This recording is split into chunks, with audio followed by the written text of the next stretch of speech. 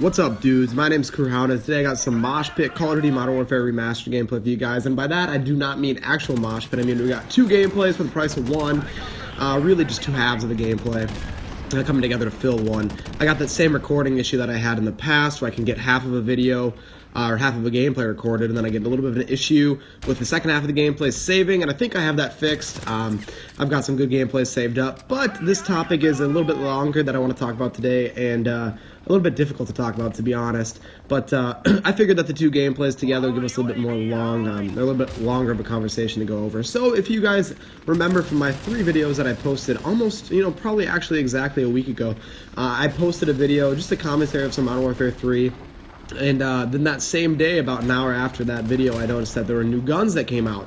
I posted a video that showed the new guns, and then I posted footage of this gun, the Fang 45, and I promised you guys that I would do a weapon breakdown of this gun, the Fang 45. And if you guys still want to see that, or still want a weapons breakdown, some tips and tricks to use the Fang and to play better with it, let me know in the comments. But that's not going to be the focus of this video today. But if you want a quick, I guess a little quick summary of what I was going to say, the Fang 45 reminds me a ton of the Vector from Modern Warfare 2. Very, very good at close range. Not necessarily very powerful, but the rate of fire really kicks in and helps you out there.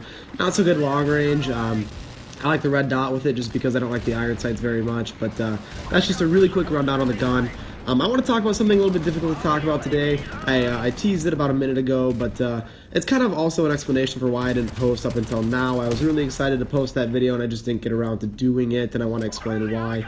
So, guys, we're going to talk about mental health today, and I know that's not the easiest topic to talk about because mental health stigma, and the majority of people think that men, boys, men, whatever, what have you, should not suffer from mental health because it's more difficult for them to be emotional, I guess you should say, and men aren't supposed to be emotional. Men are supposed to be tough, mentally tough, strong, and not be bothered by these sort of things. But mental health is real, mental health exists, and my mental health hasn't been where it needs to be the last week to post any videos. I just haven't been in the, I guess really in the mood or had the desire, the motivation to post any videos, and it's just been a weird feeling for me because I look at my channel, I keep a constant tab on how my 2 latest videos have been doing, the 2 new weapon videos, and I was really pumped because those were back-to-back videos with 100 views.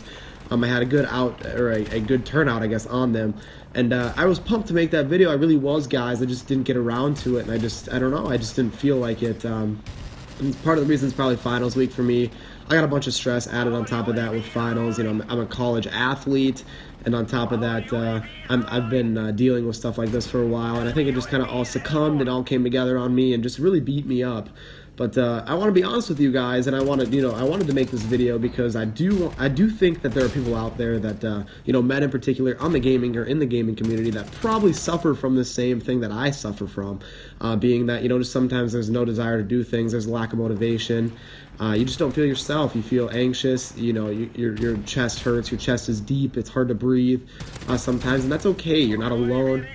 I've noticed that in the past, Call of Duty has been a good getaway for me. It's just a mindless activity where I don't think about stuff that's bothering me and stuff that could be making me upset or stuff that could be making me worry. But this past week, it just hasn't been doing that for me. And I know that there are people out there that are like me. I'm actually taking this from my University Toilet Tribune, this statistic right here. And this half gameplay is about to come to a close, which is too bad because I want a total rampage with this MP5 silenced. But 1 in 6 people suffer from depression, 1 in 4 people suffer from anxiety issues. So by no means are people alone when they feel like this, but you still feel so alone when you're suffering, when you're bothered by these things. You feel like nobody's there to hear you and nobody's there to talk to you, but it's not true. That's not the truth. There are more people like you than there are that aren't like you. And I know that's difficult to imagine, and those statistics don't necessarily back that up, but between the two of them, I guarantee it that there are people out there that even if you don't think there are people out there that are there. I know this is kind of weird coming on a Call of Duty commentary. Like, this is not necessarily the best format to do a talk like this, but I do think that this is maybe not necessarily demographic, but I think gaming is a common place, or a common getaway maybe for people that were like me, that are like me, that suffer from some of these things and just aren't necessarily themselves all the time, and that's okay. Another stigma is that men, like I said, just they can't be mentally ill. You know, men are supposed to be strong, superior human beings, and their gender should influence the fact that they don't suffer and deal with these things. But that's not true either. Men and women are biologically the same, besides boobs and a couple other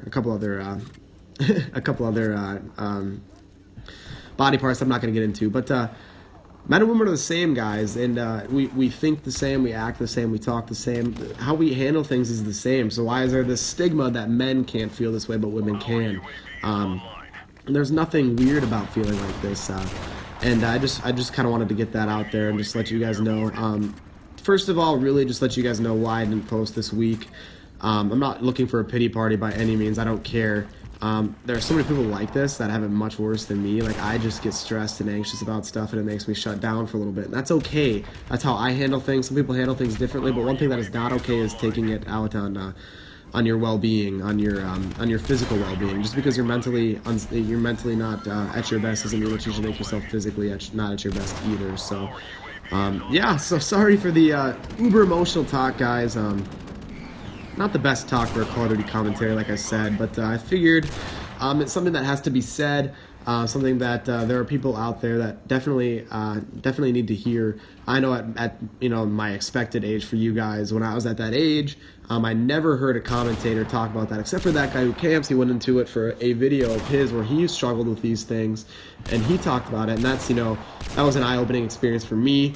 I was nerdy, and that was one of my heroes, was a guy who makes YouTube videos, but it was just assuring to hear that there are other people that feel that way, and it's nice to hear people be passionate about that. And I want you guys to know that I'm there 100% with you guys. If there are any other people that are out there that are struggling with anything that I'm willing to talk, I'm happy to talk, either over Twitter or just over Xbox. I'm more than happy just to talk you guys through your issues or things that are hindering your ability to I guess be yourself. But anyways, gameplay's coming to a close here. I got about a minute left. These were two really good half gameplays. Not necessarily a full gameplay, but still a lot of kills in a little bit of time. I'm using the Barrett right here. You guys can maybe tell I'm going for clips. I am in the process of editing / going for a few more clips on a multi-COD montage that I want to put out very shortly, probably within the month. I got a bunch of clips over a bunch of different Call of Duties, and I think I should give that a shot. See if I can find some more outreach using a montage, because to some extent these commentaries aren't fully working yet, but I am enjoying these a bunch. These are a really good de-stress thing for me, guys. I love getting in front of the camera and just talking to you guys about whatever comes to mind, and today was a little bit different, a little bit unique for a Call of Duty commentary, but still felt good to talk to you guys. It's nice. It's a good getaway for me, and I really hope that one day, I have an outreach, a viewership, a group of people that listen to my videos and can agree or disagree, come to me with stories, stuff like that. I really just want to connect with you guys. One of my favorite things about being on YouTube in the past was making connections. I didn't have the biggest channel, but I was able to make some connections that way.